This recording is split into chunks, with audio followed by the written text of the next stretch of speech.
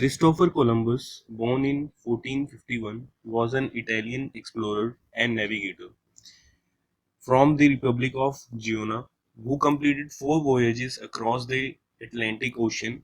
In this discussion, we will discuss about his first two voyages. Columbus is the man in history who is responsible for the discovery of America and subjugation of the native Red Indians and colonization of Native American people. His exploration opened the way for widespread European exploration as it inspired other explorers, leading to discoveries of new lands and territories across the globe. Let's take a look on Christopher's early life. Though his schooling was certainly minimal, his father educated him in the ways of the sea and the promise of far offshore seashore. In 1855, he went into business with his father, studying manufacturing assumptions and learning the ropes as a sailor and a navigator. Now we move on the events that led to the search for a sea route to Asia. After the fall of Constantinople in 1453, Turks captured the land route connecting India and Europe. Because of increasing dominance of Turks and increasing price of goods coming from Asia, there was a need to find a sea route to India. King Henry the Navigator tried a lot, invested a lot for the discovery of the route. Columbus had the idea to discover a route to India traveling westward. Queen of Spain Isabel had funded his first voyage. While Christopher Columbus' first voyage to the New World in 1492 was significant, his second voyage in 1493 was also just as important as is one of the most important events in all of world history. The second voyage to the New World by Columbus began on September 24, 1493, when Columbus and crew left Spain. Due to the success of his first voyage and promises of wealth in the New World, Columbus was provided with 17 ships for his second trip. On the first voyage, he was only able to bring 3 ships in total. The 17 ships were used to carry approximately 1,200 people and all of the supplies needed for the cruising of the Atlantic Ocean. These 1,200 people included priests, farmers, soldiers, and other settlers. They were coming on the voyage with the purpose of establishing new colonies and settlements throughout the New World. Also, Columbus brought with him many seeds, plants, and livestock.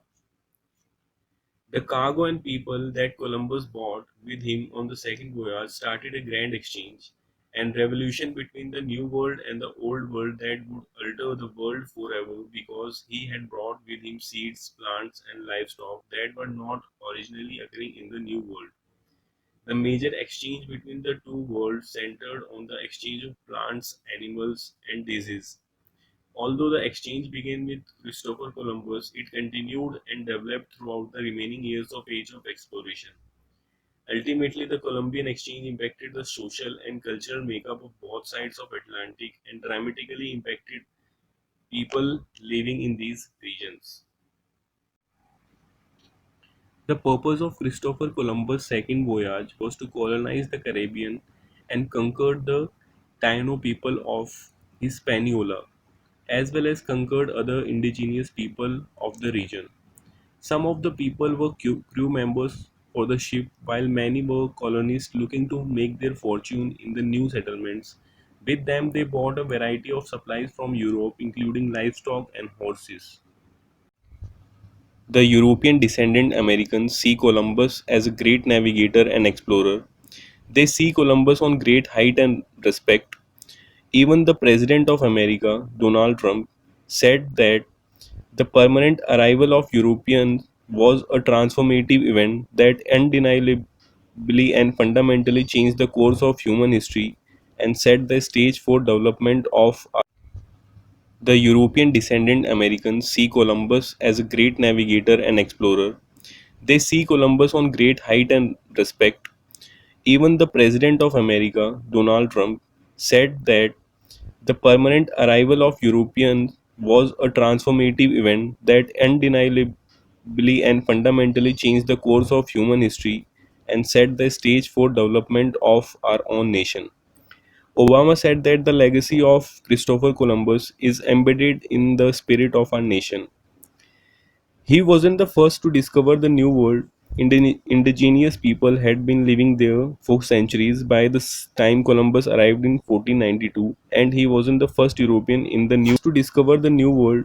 Indigenous people had been living there for centuries by the time Columbus arrived in 1492, and he wasn't the first European in the New World either. अभिषेक ने हमें Columbus के शुरुआती जीवन के बारे में और Columbus की पहली 2 यात्राएं जो उसने की कैरिबियन आइलैंड्स और अमेरिका की तरफ, उसके बारे में ब्रीफली एक्सप्लेन किया, हमें फैक्चुअल जानकारी दी। हम बात करेंगे कि कोलंबस को कैसे परसीव किया जाता है आज के टाइम में अमेरिकन समाज में, जो एक बहुत ही बड़े टाइम से परसेप्शन चला आ रहा है। जिस तरह से अभिषेक ने बताया कि डोनाल्ड ट्रंप और ओबामा, जो कि भूतपूर्व अमेरिकी राष्ट्रपति रहे, उन्होंने कोलंबस को किस तरह से ग्लोरीफाई किया और किस तरह से उन लोगों ने कोलंबस के आगमन को अमेरिका में एक बहुत ही बड़ा इवेंट बताया हिस्ट्री के अंदर। अगर इंडिजीनियस लोगों की तरफ से देखा जाए तो कोलंबस का आना अमेरिका और कैरिबियन आइलैंड्स में एक बहुत बड़ा इवेंट था, लेकिन एक नेगेटिव सेंस में, क्योंकि कोलंबस की पहली यात्रा के बाद जो दूसरी यात्रा थी, उससे यूरोपियन कॉलोनाइजेशन और यूरोपियन इंपीरियलिज्म की शुरुआत होती है कैरिबियन आइलैंड और अमेरिका के अंदर। यहाँ की सभ्यता को किस तरह से ध्वस्त किया गया, यहाँ के लोगों को किस तरह से बहुत बड़े पैमाने पे मारा गया, उनको स्लेव भी बनाया गया, यहाँ की ज़मीनों पर किस तरह से फार्म्स बनाए गए, और यूरोप की ज़रूरतों को पूरा करने के लिए, और यूरोप जिस मालथूशियन क्राइसिस के दौर से गुजर रहा था, उसको बचाने के लिए किस तरह से यहाँ के लोगों और यहाँ की जो एक फलती फूलती सभ्यता थी, उसको नष्ट किया गया, और यूरोपियन यहाँ आकर एक नई उम्मीद, एक नए भविष्य के लिए यहाँ आए, और उन्होंने यहाँ के लोगों का वर्तमान और भविष्य जो है किस तरह से नष्ट किया। कोलंबस जब पहली बार कैरिबियन आइलैंड्स आता है तो वो बहामास पहुंचता है, जहां वो टाइनो समुदाय के लोगों के साथ संपर्क में आता है। उसके बाद वो क्यूबा के नॉर्थ कोस्ट और हिस्पैनियोला भी जाता है, जहां उसे वो डिस्कवर करता है। कोलंबस की शुरुआती राय यहाँ के नेटिव लोगों के बारे में बहुत अच्छी थी, क्योंकि यहाँ के नेटिव लोगों से उसे किसी भी तरह का कोई खतरा महसूस नहीं हुआ। उसने पाया कि यहाँ के लोग बहुत ही ज़्यादा फ्रेंडली नेचर के हैं, इसीलिए उसने यहाँ पे फोर्ट ला नाविडाड भी बनाया और टाउन इज़ाबेला की स्थापना की, और यहाँ पे 36 लोगों को फोर्ट ला नाविडाड में वो छोड़कर गया था। जब वो सेकंड वोयाज के टाइम यहाँ पहुँचता है, वापस आता है, तो वो पाता है कि फोर्ट ला नाविडाड जो है वो तोड़ा जा चुका था, और टाउन इज़ाबेला भी जो है वो ख़त्म किया जा चुका था। जब उसे इस बात की पता चलती है तो वो बहुत ही ज़्यादा गुस्से में आ जाता है। ये इसलिए हुआ था क्योंकि यहाँ के लोगों ने, जो लोग यहाँ रह रहे थे, जिनको कोलंबस छोड़ के गया था, वो यहाँ के लोगों के साथ कॉन्फ्लिक्ट में आ जाते हैं, यहाँ के जो नेटिव लोग थे उनके साथ, क्योंकि वो यहाँ के नेटिव लोगों की स्त्रियों को उठाकर ले आए थे, और जिसके कारण यहाँ के नेटिव लोगों ने उन्हें मार दिया था। चूँकि ये सोसाइटी ऐसी थी, यहाँ की नेटिव सोसाइटी, कि उनकी सोसाइटी में स्त्रियों को एक बहुत हाई रिगार्ड से देखा जाता था, उनकी बहुत इज्जत थी। इस इवेंट के बाद कोलंबस की जो पूरी मानसिकता है यहाँ के नेटिव लोगों को लेकर, वो बदल जाती है। वो उन्हें जानवर कहता है, अनसिविलाइज्ड कहता है, और वो उनको अपने बराबर का इंसान मानने से मना कर देता है। उसकी जो ये मानसिकता बदलती है, वो इसीलिए बदलती है क्योंकि उसने देखा कि यहाँ के लोग उसके अगेंस्ट भी जा सकते हैं। दूसरी चीज़ हमें ये समझनी पड़ेगी कि किस तरह से यहाँ के पॉपुलर नोशन में हर साल 12 अक्टूबर को यूएस में कोलंबस डे के रूप में मनाया जाता है। कोलंबस को सेलिब्रेट किया जाता है एक बहुत बड़े नेविगेटर और एक्सप्लोरर के रूप में। लेकिन हमें ये समझना पड़ेगा कि कोलंबस ने यहाँ पर एक बहुत बड़े म्यूटिनी, बहुत बड़े होलोकॉस्ट को जन्म दिया। यहाँ की नेटिव पॉपुलेशन को जिस तरह से मारा गया और उनके साथ जो बर्बरताएँ हुई, उसका ज़िम्मेदार कोलंबस है और कोलंबस की लेगेसी वहाँ पर भी है।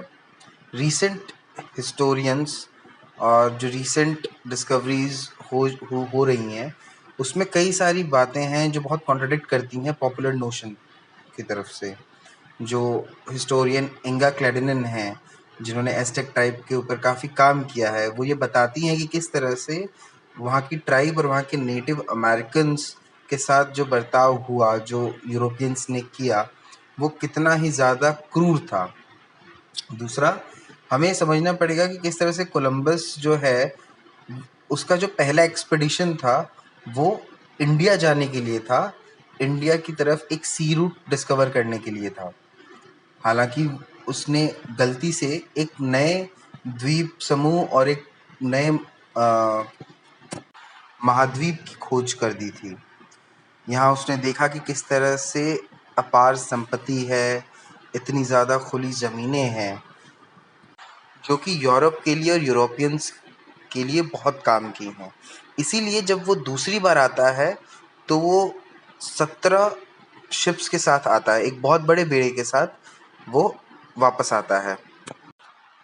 इंगा क्लेडेनन और डेविड स्ट्रॉन जैसे हिस्टोरियंस ने जो रीसेंट काम किए हैं, उनसे ये हमें पता चलता है कि अमेरिका में एक हॉलोकॉस्ट हुआ जो कि यहाँ के नेटिव अमेरिकन इंडियंस के खिलाफ था, और यहाँ पे किस तरह से एथनिक क्लिनजिंग की गई यूरोपियंस द्वारा, ताकि वो यहाँ के रिसोर्सेस को, लैंड रिसोर्सेस को अपने लिए ऑप्टिमम लेवल तक यूज़ कर सकें। इसीलिए प्रेजेंट कंटेक्स्ट में हम ये पाते हैं कि किस तरह से अमेरिकन पॉपुलेशन में नेटिव अमेरिकन इंडियंस का कितना छोटा और कितना कम शेयर है। बहुत कम पॉपुलेशन जो है वो बची है अमेरिकन इंडियंस की।